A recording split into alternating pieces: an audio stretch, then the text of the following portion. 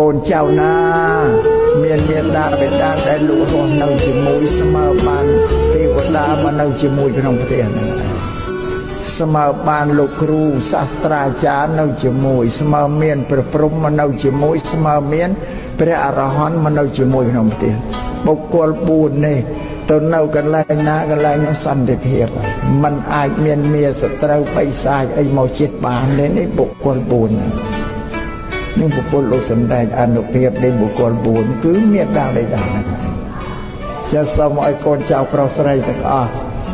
សូមឲ្យធ្វើការគោរពបូជាដឹងគុណដល់អ្នកមានគុណជាពិសេសដែលលោកកំពុងរស់នៅ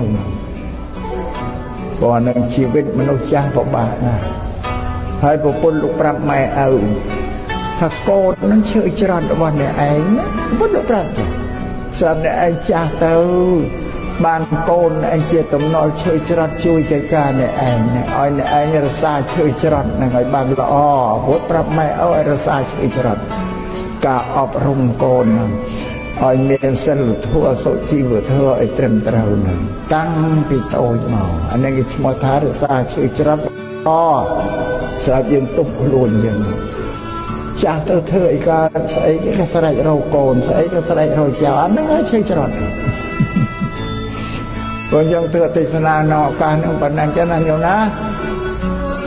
នៅមួយរូបទៀតនេះ